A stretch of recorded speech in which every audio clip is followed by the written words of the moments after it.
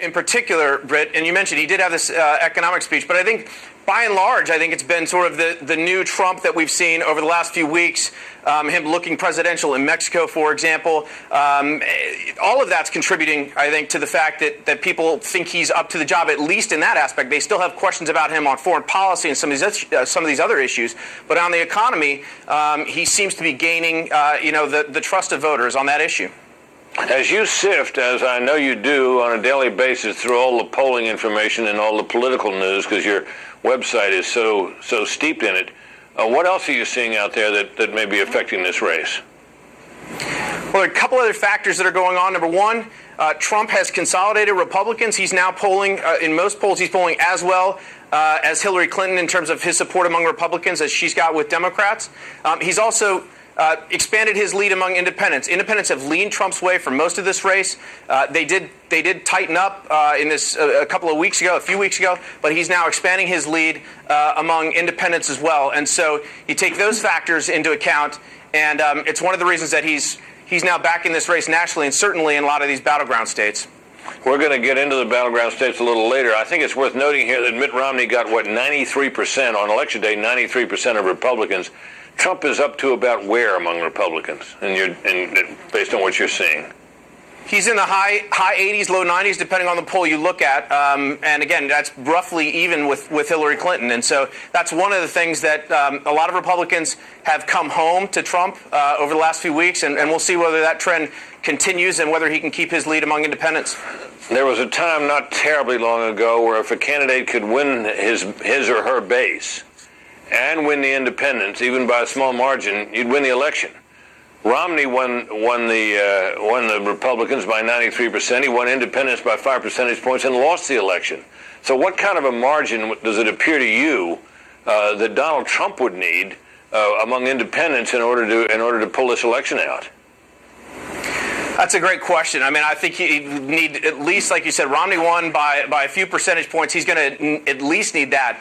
But this goes into the other factor, which is there is an enthusiasm gap here. Republicans are excited about turning out to vote, at least, a decent portion of them are. And Hillary Clinton's got trouble with some of these members of her coalition, particularly among millennial voters who are really not as enthusiastic about voting for her as they were for Barack Obama in 2008 and 2012. And so the base is going to be an important part. The turnout among the base of each of the parties is going to be an important part of what happens here in just a few weeks.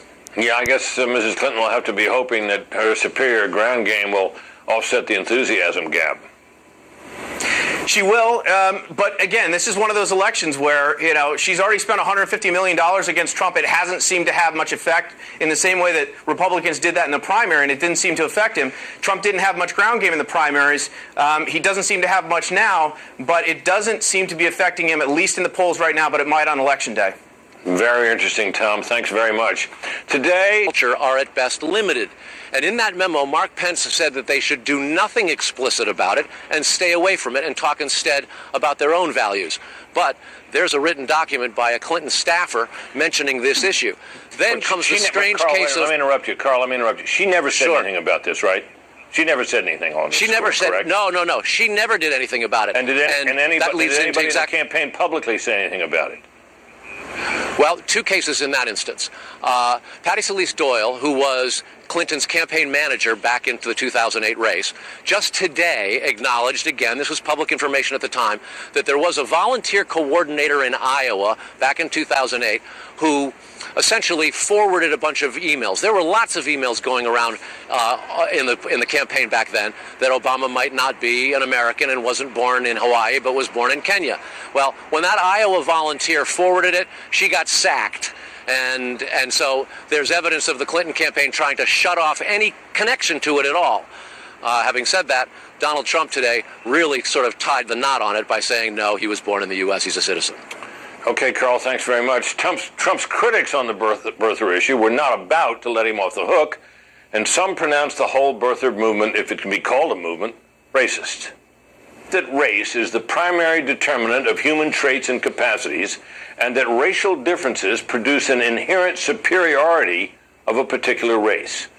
So, panel, by that definition, is birtherism racism? Stephen? Look, birtherism, another ism, It's certainly ignorant. There are probably racists who are birthers. But, birtherism itself is it's not racist to question where the president was born. As I said, it may be dumb, it may be ignorant. It's not the strict definition of racism. Either way, though, at this point, with Donald Trump, who, as Carl said, did drive this issue, and it's not just Donald Trump, it's some of his top supporters. Joe Arpaio, Sheriff Arpaio, actually assigned his cold case posse squad to go and investigate this, and they came up with a bunch of questions that they raised about the documents that the White House actually put out, the proof. So it's him and his supporters have been the main drivers of the issue for years. Yeah, there seems very little doubt about that. No, absolutely. Other people may have only heard about it because Donald Trump and those around him said it. But again, Heidi, do you agree with Stephen about whether it meets the definition? I agree with the basic premise that it doesn't meet a textbook definition, but nation's first dark-skinned president. And what to Lynn's point, to the people who are experiencing that, this feels like an effort to essentially delegitimize him. Right. So people take it one step further and say that is racism. It was clearly an effort to delegitimize him. After all, if in fact he was not born in America, that would raise questions about his qualifications to be president. So clearly it was an attempt to delegitimize him. I just always wonder when that word racism begins to be flung around, and you see, we're in a campaign now where the race has gotten tight. You're seeing the tightness in the national polls reflected now in some of the state polls. Whether this isn't a piece of artillery that Hillary Clinton and her supporters are only too glad to pull out and use because it's been effective in the past. That's pretty clear. That's pretty clear in terms of the timing of this. But it's on Donald Trump that he gave her this artillery to use in the first place by not renouncing it after the birth certificate came out. And he surely was trying to get the issue behind him today, but what contribution to that cause did blaming her for the beginning of the birther movement bring about? Politically unclear what effect this is going to have in terms of the battleground right now, which is the independents. But I think what it definitely will do is give her ammunition now as she's facing what we've all called an enthusiasm gap in some of these African-American communities, to go in there, to go in those barbershops and churches in North Carolina and Virginia and say, not only did he blame it on me, but he didn't issue your African-American president an apology for what he put him through all of those years. Yeah, you just heard that. Yeah, Stephen, your last word here. Yeah, no, that's absolutely right. This is about as well as Donald Trump could have handled this, being Donald Trump, but there are many better ways to have handled it, including ending this with an apology. That would have gained him a lot more, made it a lot more of a legitimate statement if he'd done that at the end. Heidi, Stephen, please stick around. Democrats are running